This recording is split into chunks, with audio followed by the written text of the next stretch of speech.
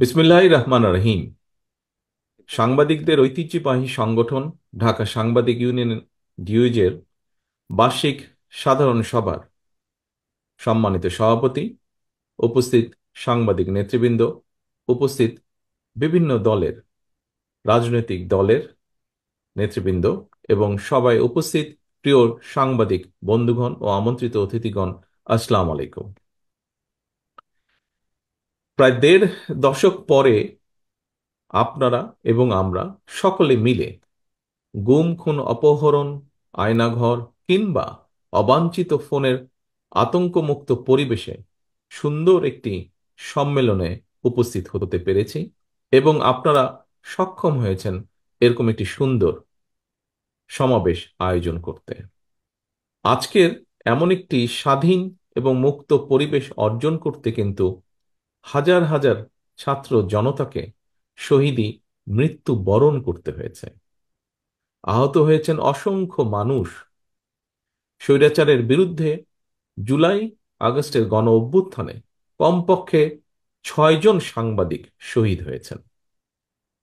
আমরা প্রত্যেকের জন্য আল্লাহর দরবারে মাগফিরাত কামনা করি। প্রিয় উপস্থিতিবৃন্দ, স্বৈরাচার বিরোধী আন্দোলনের দীর্ঘ লড়াই সংগ্রামে আমাদের সঙ্গে সক্রিয় ছিলেন এমন একজন সাংবাদিক নেতাকেও আজকের এই অনুষ্ঠানে আমি বিশেষভাবে স্মরণ করতে চাই। কিছুদিন আগে তিনি ইন্তেকাল করেছেন। তিনি সারা দেশের সকল সাংবাদিকের কাছে পরিচিত মুখ, মরহুম রুহুল আমিন গাজী। আমি আল্লাহর দরবারে আত্মার মাগফিরাত কামনা করছি। ফ্যাসিবাদী বিরোধী আন্দোলনে হতাহত সাংবাদিকদের সহায়তা করতে আমাদের যথাসম্ভব দলীয় উদ্যোগ রয়েছে। হতাহত সাংবাদিক এবং তাদের পরিবারকে সহায়তা করতে বিশেষ উদ্যোগ গ্রহণের জন্য আমি বর্তমান অন্তর্বর্তীকালীন সরকারের প্রতিও আহ্বান জানাই। একই সঙ্গে স্বৈরাচারী শাসন আমলে রাজনৈতিক কারণে যেসব সাংবাদিক চাকরি হারিয়েছেন কিংবা দীর্ঘদিন থেকে বেকার রয়েছেন, তাদেরকেও সাধ্যমতন চাকরি দেওয়ার জন্য আমি বিভিন্ন সংবাদপত্রের ব্যবস্থাপনা কর্তৃপক্ষের প্রতি আহ্বান জানাই। প্রিয় সাংবাদিক বন্ধুগণ, লেখক, সাংবাদিক, বুদ্ধিজীবীগণ একটি রাষ্ট্র ও সমাজের অন্তর্নিহিত শক্তি। কোনো কিছুর পক্ষে বা বিপক্ষে অবশ্যই তাদের সুচিন্তিত মতামত থাকতে পারে বা থাকবে অবশ্যই। তবে আমি এই মুহূর্তে এই বিষয়ে কোনো একাডেমিক আলোচনায় না গিয়ে বরং বিশেষ করে সাংবাদিক সমাজের বন্ধুদের কাছে আমার একটি ব্যক্তিগত মতামত তুলে ধরতে চাই, এবং তা হলো, সাংবাদিকতায় মনে হয় বস্তুনিষ্ঠতা বজায় রাখা অনেক বেশি গুরুত্বপূর্ণ। বিগত পলাতক স্বৈরাচারের সময় আমরা দেখেছি গণমাধ্যমের প্রতিটি শাখায় অধিকাংশ ক্ষেত্রেই বস্তুনিষ্ঠতা প্রায় হারিয়ে গিয়েছিল। লেখক, সাংবাদিক, বুদ্ধিজীবী কিংবা যে কোনো মানুষের মধ্যেই যে কোনো বিষয়, যে কোনো ইস্যুতে দ্বিমত, ভিন্নমত থাকতেই পারে, এবং এটি গণতান্ত্রিক সংস্কৃতির সৌন্দর্য। তবে ভিন্ন মত অথবা ভিন্ন দ্বিমতকে শত্রুতা কিংবা নির্লজ্জ দলাদলিতে পরিণত করলে কি পরিণতি হতে পারে, গত দেড় দশকে দেশের জনগণ এটি হাড়ে হাড়ে টের পেয়েছেন। পলাতক স্বৈরাচারের সঙ্গে সঙ্গে তার অবৈধ মন্ত্রী, এমপি, বুদ্ধিজীবী বা বিচারপতি, বায়তুল মোকাররমের খতিব, প্রেস ক্লাবের সভাপতি, সম্পাদক কিংবা কতিপয় সাংবাদিকের পলায়নের মধ্যে দিয়ে আবারও প্রমাণিত হয়েছে অবৈধ রাষ্ট্রশক্তি নয়, বরং শেষ পর্যন্ত জনগণের রায় কিন্তু চূড়ান্ত। প্রিয় উপস্থিতিবৃন্দ, 1975 সালের 7ই নভেম্বরের আগের স্বাধীনতা উত্তর বাংলাদেশ কিংবা 2024 সালের 5ই আগস্টের আগের দেড় দশকের বাংলাদেশ বর্তমান প্রজন্মকে দেখিয়ে দিয়েছে যে আওয়ামী লীগ স্বাধীনতা একসাথে যায় না। আওয়ামী লীগ আর গণতন্ত্র একে অপরের শত্রু।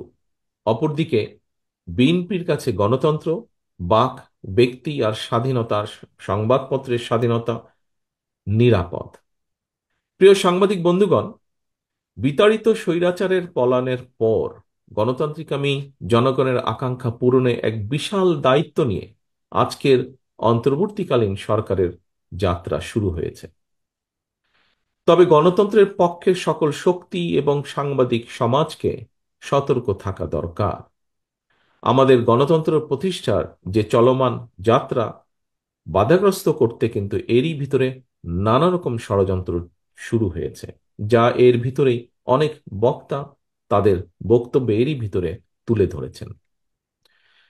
বিতাড়িত স্বৈরাচার এবং তাদের দোসর চক্র নানা কৌশলে আবারও মাথাচাড়া দিয়ে ওঠার অপচেষ্টা শুরু করেছে।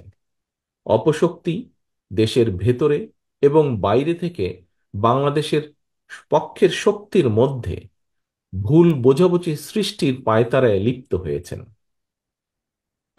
তবে সবাই যদি আমরা সতর্ক থাকি, বাংলাদেশের পক্ষের শক্তির মধ্যে ভুল বোঝাবুঝির অবকাশ থাকবে না বলেই আমি দৃঢ়ভাবে বিশ্বাস করি।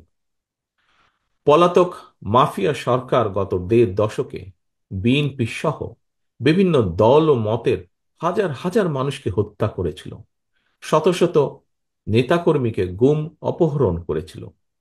বিএনপির ৫০ লক্ষেরও বেশি নেতাকর্মীর বিরুদ্ধে প্রায় ১.৫ লক্ষ মামলা দিয়েছিল। লক্ষ লক্ষ নেতাকর্মী বিএনপি সহ বিভিন্ন বিরোধী দলের লক্ষ লক্ষ নেতাকর্মী ঘর ছাড়া হয়েছিলেন। অকারণেই, বিনা কারণে, বিনা অপরাধে mother of democracy Begum Khaleda জিয়াকে ৫ বছরও বেশি সময় কারাবন্দী করে রাখা হয়েছিল। পলাতক স্বৈরাচারের নির্দেশে শুধু জুলাই আগস্টেই গণ অভ্যুত্থানে কমপক্ষে ২,০০০ ছাত্র জনতাকে শহীদ করা হয়েছে, কমপক্ষে ৩০,০০০ মানুষকে করা হয়েছে আহত। গণ অভ্যুত্থানের এই সময় শুধুমাত্র বিএনপি এবং এর অঙ্গ সহযোগী সংগঠনের শুধুই মাত্র ৪ শতাধিকেরও বেশি নেতাকর্মী শহীদ হয়েছেন। এর বাইরেও যারা শহীদ হয়েছেন বা হতাহত হয়েছেন, হয়তো তারা সরাসরি বিএনপির কর্মী নন, তবে অবশ্যই তারা বাংলাদেশের পক্ষের শক্তির সাহসী প্রাণ। তারা ছিলেন আমাদেরই কারো সন্তান, আমাদেরই কারো ভাই, কারো বন্ধু, কারো সহকর্মী কিংবা স্বজন। এমন হাজারো হতাহত ছাত্র জনতার আত্মত্যাগের বন্ধনে বাংলাদেশের পক্ষের শক্তির মধ্যে জাতীয় ঐক্য গড়ে উঠেছে। সুতরাং আমরা যারা বেঁচে আছি, শহীদদের আকাঙ্ক্ষার একটি গণতান্ত্রিক, মানবিক, বৈষম্যহীন বাংলাদেশ প্রতিষ্ঠার মাধ্যমে শহীদদের রক্তের ঋণ পরিশোধ করা আমাদের দায়িত্ব। একই সঙ্গে পলাতক স্বৈরাচার আর তার দোসররা যাতে রাজনীতিতে পুনর্বাসিত হতে না পারে, সেই ব্যবস্থা গ্রহণ করাও কিন্তু আমাদের কর্তব্য। এজন্যই যথাযথ আইনগত এবং রাজনৈতিক পদক্ষেপ নেওয়া প্রয়োজন বলে আমরা মনে করি।